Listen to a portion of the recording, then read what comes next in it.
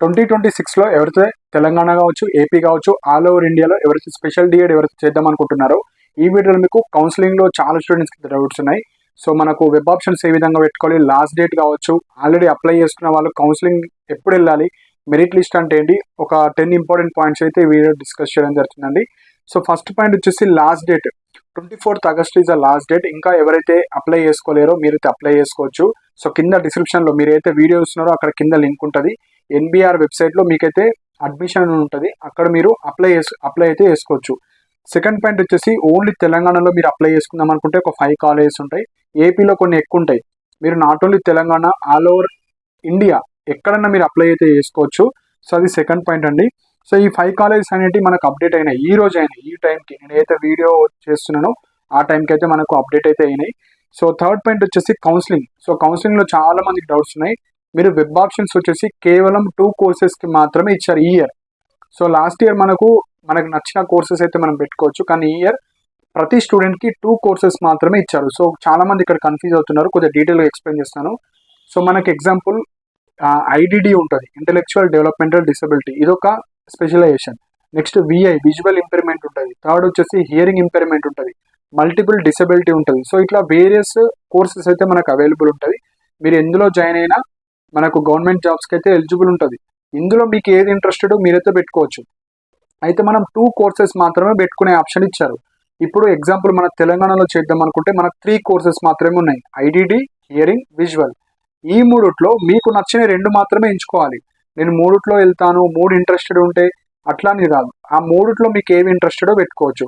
Suppose మీరు IDD HI పెట్టుకోవచ్చు, IDD VI పెట్టుకోవచ్చు, విఐ హెచ్ఐ పెట్టుకోవచ్చు, విఐ ఐడిడి పెట్టుకోవచ్చు. ఆ 3లో 2 కోర్సెస్ మాత్రం పెట్టుకోవచ్చు.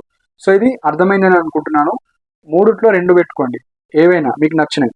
అది 2 కోర్సెస్ మాత్రమే సెలెక్ట్ చేసుకోవాలి. ఇప్పుడు ఆ కోర్స్ కింద ఆల్ ఓవర్ ఇండియాలో మీకు కాలేజ్ ఎక్కడెక్కడ పెట్టుకుందాం అనుకుంటున్నారో అవి పెట్టుకోవచ్చు. First step select your 2 courses. First course ఏమో రౌండ్ 1కి, సెకండ్ కోర్స్ ఏమో రౌండ్ 2లో. అండ్ ఇంకొక డౌట్ రావచ్చు, రౌండ్ 1 రౌండ్ 2 సేమ్ కోర్స్ పెట్టుకోవచ్చు అంటే అట్లా కూడా ఇవ్వలేరు. రౌండ్ 1కి ఒక కోర్స్, రౌండ్ 2కి ఒక కోర్స్. సో 2 కోర్సెస్ అయిపోయింది. ఈ కోర్స్ కింద మనము 3 కాలేజీలు పెట్టుకోవాలి, 3 preferences. First preference, second preference, third preference.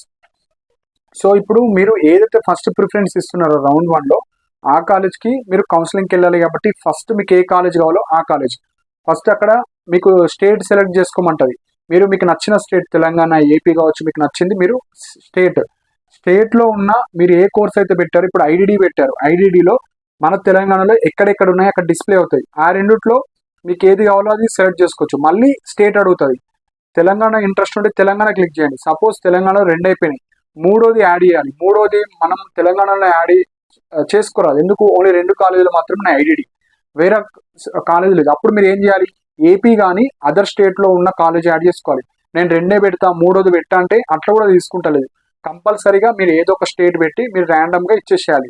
So ఒక కోర్స్, ఫస్ట్ కోర్స్లో 3 కాలేజీలు మ్యాండేటరీగా పెట్టాలి. తెలంగాణలో 1 ఉంటే 1 పెట్టండి, 2 ఉంటే 2 పెట్టండి. 3వది మీకు తెలంగాణలో లేకపోతే మీరు ఏం చేయాలి, అదర్ స్టేట్, ఏపీ కావచ్చు, కర్ణాటక కావచ్చు, తమిళనాడు కావచ్చు, ఏదో ఒకటి సెలెక్ట్ చేసుకొని మీరైతే పెట్టుకోవచ్చు. ఇది రౌండ్ 1. రౌండ్ 2 రైట్ సైడ్ అడుగుతుంది. రౌండ్ 2లో వేరే కోర్స్, ఇక్కడ ఐడిడి పెడితే విఐ హెచ్ఐ పెట్టండి, ఏదో ఒకటి మీకు నచ్చింది. ఇప్పుడు హియరింగ్లో మనకు 2 కాలేజెస్ ఉన్నాయి, హియరింగ్ పెట్టండి.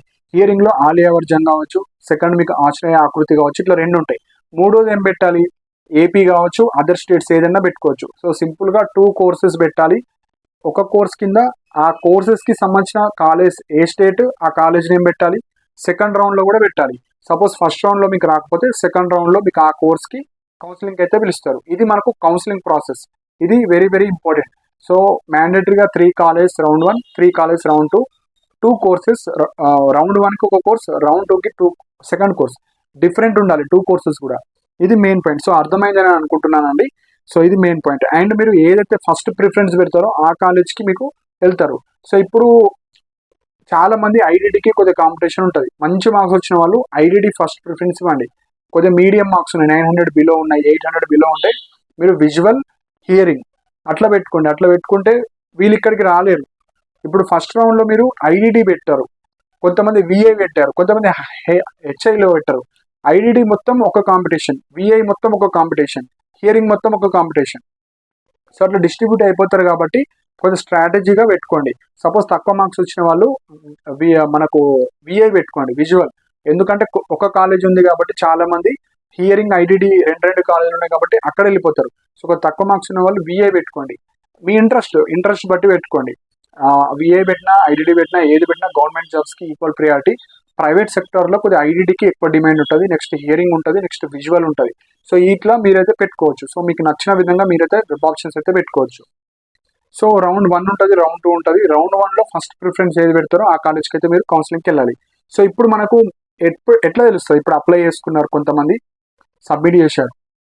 ఎట్లా తెలుస్తుంది మనకంటే వెబ్సైట్లో మనకు 26th ఆగస్ట్ రోజు ఒక లింక్ పెడతారు. ఆ లింక్లో మీరు ఏ కాలేజ్కి వెళ్ళాలి కౌన్సిలింగ్ వాళ్ళే ఇస్తారు. సో ఈ కాలేజ్కి మీరు వెళ్ళాలి ఈ పలానా రోజు విత్ సర్టిఫికేట్ అని ఇస్తారు. 26th ఆగస్ట్ రోజు వెబ్సైట్లో అప్డేట్ ఇస్తారు. ఎన్బిఆర్ వెబ్సైట్లో మీరు చూసుకోవచ్చు మీ మొబైల్లో. కాలేజ్ రిపోర్టింగ్ 26th రోజు ఇస్తారు.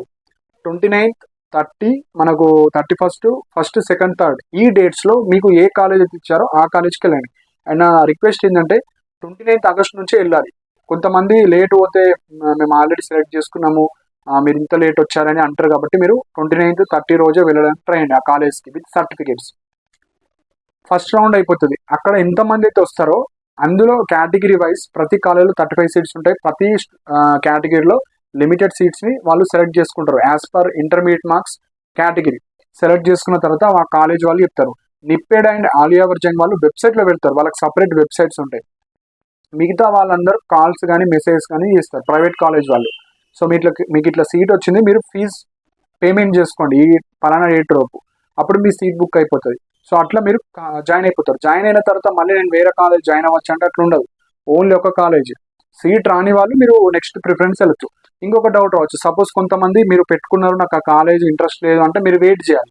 సపోజ్ రౌండ్ 1లో ఫస్ట్ ప్రిఫరెన్స్ ఈ కాలేజ్ వచ్చింది కానీ మీకు ఇంట్రెస్ట్ లేకపోతే ఆ రౌండ్ 1 తర్వాత మళ్ళీ వేరే కాలేజ్ డిస్ప్లే అవుతుంది, ఆ కాలేజ్కి మీరైతే వెళ్ళాలి. సో అప్పటి వరకు మీరు వెయిట్ చేయాలి. So 29th August 3rd September college reporting ఉంటుంది. అందరూ మీకు ఫస్ట్ ప్రిఫరెన్స్ ఏ కాలేజ్ పెట్టారో ఆ కాలేజ్కి మీరైతే వెళ్ళాలి. నెక్స్ట్ దీని తర్వాత సెకండ్ రౌండ్ ఉంటుంది. సెకండ్ రౌండ్లో మీరు సెకండ్ కోర్స్ ఏదైతే పెట్టారో ఆ కోర్స్కి మీకు కౌన్సిలింగ్ ఉంటుంది. సో ఆ డేట్స్ మళ్ళీ అప్కమింగ్ వీడియోస్లో చెప్తాను. సో ఇప్పుడు ఎవరైతే అప్లై చేసుకుందాం అనుకుంటున్నారో మీరు మీ సేవ కావచ్చు, నెట్ షాప్ కావచ్చు, ఎక్కడైనా వెళ్ళొచ్చు.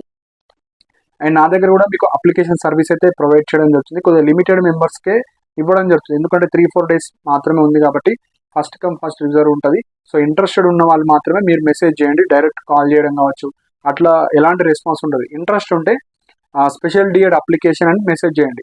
లేకపోతే నాతో పర్సనల్గా మాట్లాడాలన్నా ఏమైనా డౌట్స్ ఉన్నా గైడెన్స్ పర్పస్ 100 రూపీస్ తీసుకోవడం జరుగుతుంది. అప్లికేషన్ చేసి ఇవ్వండి అంటే 350 ఓన్లీ అప్లికేషన్ చేసి ఇవ్వడానికి. మనకి ఇక్కడ రిజిస్ట్రేషన్ ఫీజు వేరు. మీరు ఇందులో అప్లై చేసుకోవడానికి ఎన్బిఆర్ వాళ్ళు అమౌంట్ అడుగుతారు. ఆ amount SC ST persons with disability BC వాళ్ళకు 350 రూపీస్, ఓసీ వాళ్ళకు 500 రూపీస్.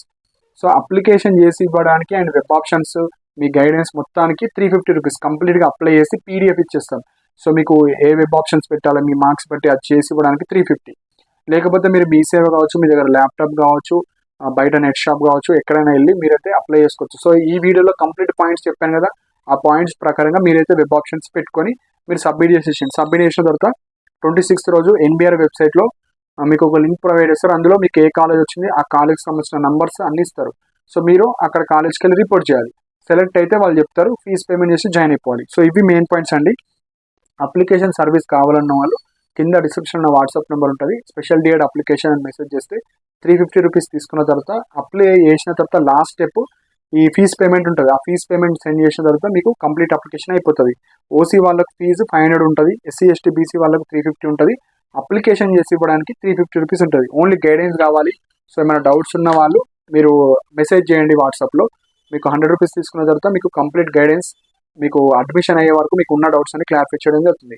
సో ఇవి మెయిన్ పాయింట్స్ అండి. సో రేపు కుదిరితే ఒక వీడియో చేస్తాను, అప్లికేషన్ వీడియో. సో మీరు అయితే చేసి చేసుకోవచ్చు. చాలామంది ఆల్రెడీ అప్లికేషన్ చేసుకున్నారు, మళ్ళీ ఇప్పుడు ఎడిట్ ఆప్షన్ కావచ్చు, వెబ్ ఆప్షన్స్ అవి చేసుకోరాదు. చేసుకునేటట్టుంటే నేను ఇంకొక వీడియో అయితే సపరేట్గా ఇస్తాను. ప్రజెంట్ మీరు ఫస్ట్ వెబ్ ఆప్షన్ ప్రాపర్గా పెట్టారా లేదా అది పెడితే ఆ కాలేజ్కి మీరు వెళ్తారు. Based on your inter marks category మీకు సీట్ అలాట్మెంట్ అయితే ఉంటుంది. సో ఇవి ఇంపార్టెంట్ పాయింట్స్ అండి. సో మీకు ఏమైనా డౌట్స్ ఉంటే మీరు కింద కమెంట్స్ మెన్షన్ చేయండి. అండ్ ఇలాంటి అప్డేట్స్ కోసం మన ఛానల్ సబ్స్క్రైబ్ చేసుకోండి. And thank you for watching my video.